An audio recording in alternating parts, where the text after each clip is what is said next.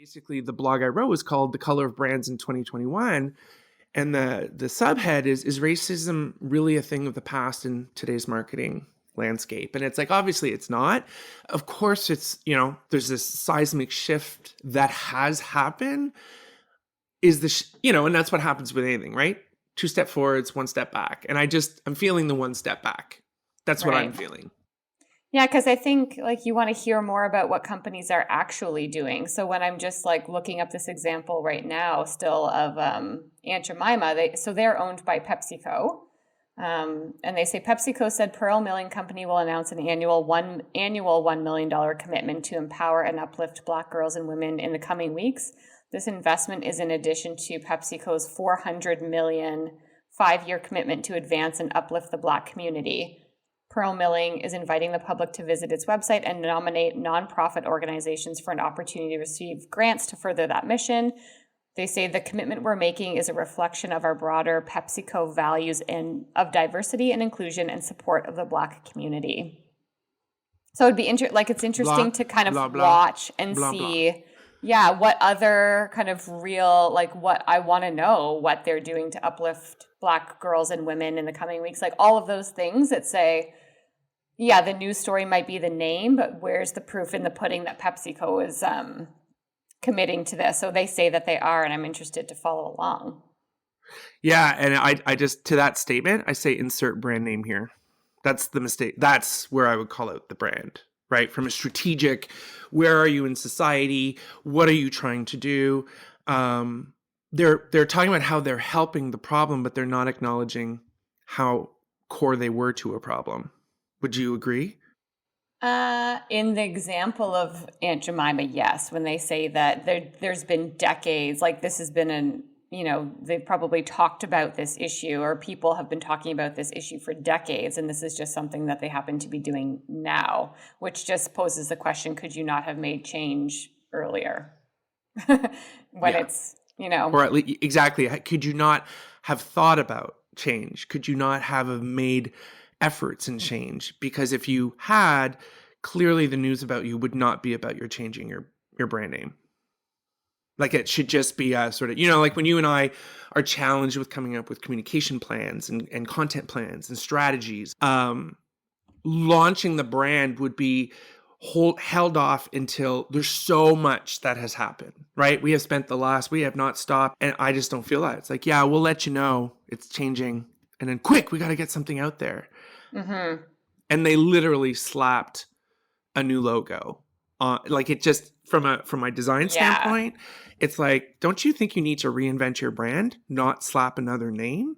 Yeah, it's interesting because there's this quote here that says, Howard University Afro-American Studies professor Greg Carr says it appears PepsiCo is trying to strike a balance between continuing to market a popular product, which is your statement right there, while scrubbing every vestige of racism from the product's new branding. So, and I don't think they did. Yeah, that's what he's saying, that it looks like they're trying to strike this balance, and they're on this journey to try and change. So interesting. Anyway, yeah. There's just a lot not being said. Yeah. And it says the market will ultimately determine whether this will be a win for PepsiCo. That's kind of it, right? It's consumers are more woke than they've ever been, and they will no longer stand by and support brands that they don't feel are making an authentic move towards change. And this is where they say the market's going to determine. Exactly. People will determine whether they embrace the initiatives made by these companies or whether it's being received as inauthentic. Exactly. And I think what it did for me, and I say this very humbly, was it made me realize how I contribute to that same problem I'm calling out. So, Aunt Jemima, Uncle Ben's, both products in my pantry. And I made a commitment to myself. I'm not saying, but it's to be I'm not buying those products anymore. So talk about a backfire. I was frustrated. There was a tension it created that I didn't like. I'm what's behind it? And I realized where the tension was coming from was that I guess somehow subconsciously I knew that I was contributing to it. And I was totally doing that whole tolerance play.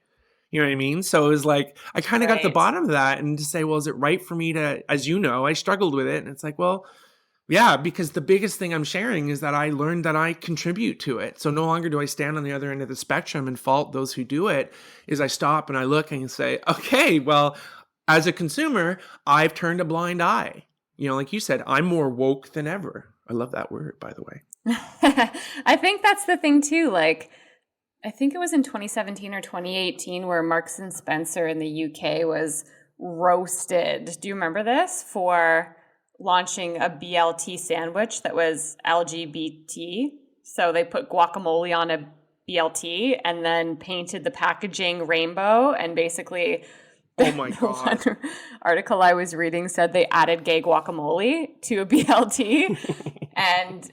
and the thing, like, they were roasted for that. But when people see things like that in a Marks and Spencer store and they're like, oh, I'm going to purchase that because now I've done something good and I feel like now there's my contribution. It's difficult too when we say, like, I had the products, I'm going to throw them out. I'm not going to buy them because I do not believe in that. And it's like, how do brands, and then as well, how do consumers, like, take it a step further to say it's not even just about voting with your wallet anymore. It's about so much deeper support than that.